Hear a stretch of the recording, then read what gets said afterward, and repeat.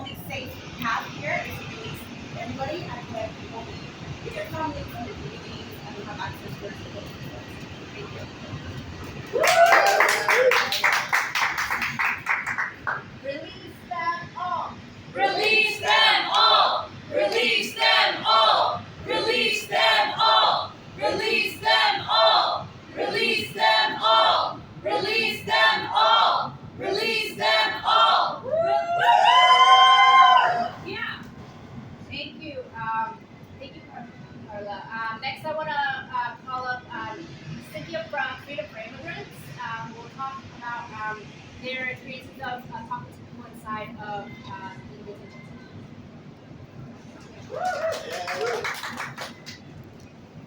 Thank you, everyone. My name is Cynthia Galas, and I am here with Freedom for Immigrants.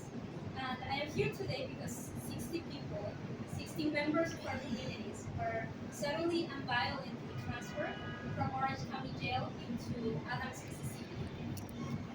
And this is clearly retaliatory in the part of Orange County Jail. For the past year or so, people in Orange County have been organizing. They've been resisting through hunger strikes and other forms of organizing against the horrific and inhumane conditions at the facility. And now the sheriff has been quoted saying that these transfers are a response to quote-unquote too many complaints. So this is very clearly retaliation against the organizing that advocates, elected officials, and people in detention have been conducting and their resistance. And this is also part of a broader pattern. ICE does this all the time. The county jails that they contract with do this all the time because they think they can get away with it. But make no mistake, we are here, we will not be silent. In the past few weeks, letters have gone out from elected officials condemning this, including a letter from city officials and state officials demanding release, not transfers. So we will remain here in this national movement towards abolition until every single one of our community members is free. That's right. Yeah. Dignity, not detention. Dignity not detention! Dignity not detention! Dignity not detention! Dignity not detention! Dignity not detention! Yeah. So thank you so much, everybody. I want to introduce now Councilmember Hanif, who represents the wonderful borough of Brooklyn, and to talk about her leadership around trying to push for releases and around Orange County Jail and digging up. Thank you so much. Good afternoon and apologies for being late. We're having a hearing right now on the conditions of asylum seekers. We're coming into our city and to ensure that everyone has a right to shelter, that everyone is housed and has services. So today I stand as council member and chair of the Immigration Committee, as a daughter of immigrants, to demand justice. We know that over 70 immigrants from Orange County Jail have been transferred hundreds of miles away to Adams County, Mississippi. Detained immigrants were given almost no notice that they would be transferred out of the facility, let alone that they were being sent halfway across the country. They will now be hundreds of miles away from family and from support systems and networks. Those transferred described how ICE and the facility officials continuously shackled detained immigrants through a 20-hour process involving shuffling them from van to plane to a freezing bus. They shared that during the transfer, Sergeant Figueroa, an OCCF employee who was named in a civil rights complaint earlier this year for harassing and abusing people in ICE detention, verbally harassed people as they exited the facility. Attorneys who represent people who were transferred were given no notice of the transfers and continue to have extreme difficulties connecting with them. We also have reason to believe that these transfers are politically motivated.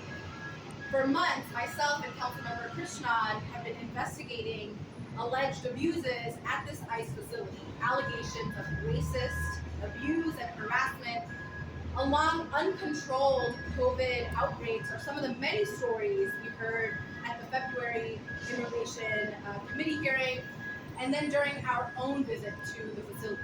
Now, as we gather more and more information, suddenly nearly all of the detained immigrants are transferred hundreds of miles away. When we say that ICE is a rogue federal agency that needs to be abolished, this is why. In response to these transfers, I organized a letter with over 50 of my state and city colleagues demanding ICE to end these transfers and release the detainees to their families. In addition, this process has left dozens of unanswered questions around how ICE plans and executes these transfers, and the need for transparency and accountability about past and upcoming transfers, properly facilitate due process for detained immigrants to petition for release, and engage with the community and elected officials about the status of ICE's contracts with OCCF. So today and every day, I stand with all of these folks who are gathered here today, and we want to make sure that every single detained immigrant at OCCF has access to legal protections, their support networks and their families, and all other to ensure that they are dignified and that they are not experiencing continued abuse. So thank you all so much. With you always out there.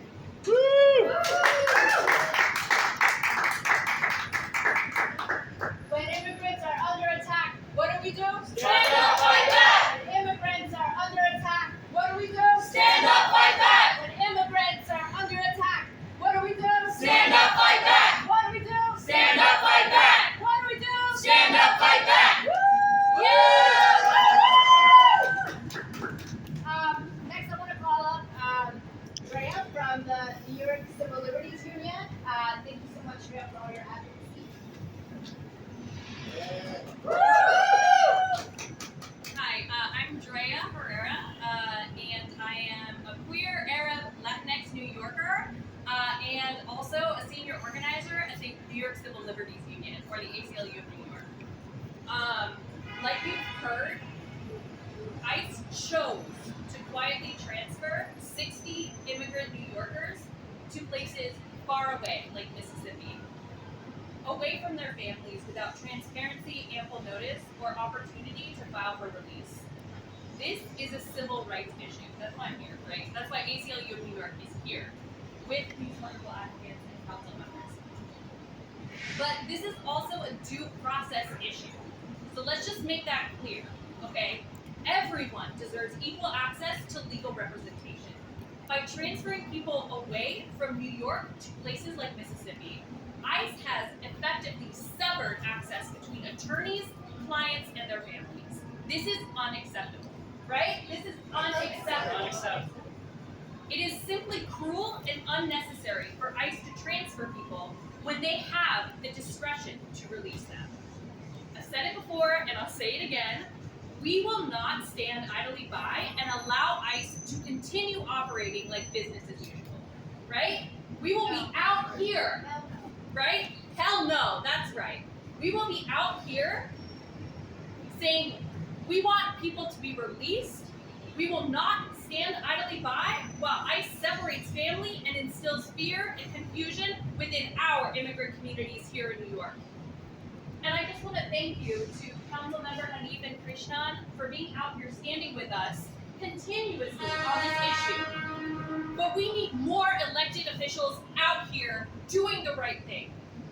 So we are calling on elected officials on city, state, and federal levels to do everything in their power to stop these unnecessary transfers of people. To stop these unnecessary transfers of people in ICE's custody at Orange County Jail, including people who've already been transferred. Release them back to their families now. ICE continues to prove themselves unwilling to do the right thing. We know we can't wait on Washington to step up and end ICE's cruelty and inhumane tactics. So we must pass statewide legislation like New York for All and Dignity Not Detention as well. It's time to get New York out of the business of immigration detention and enforcement.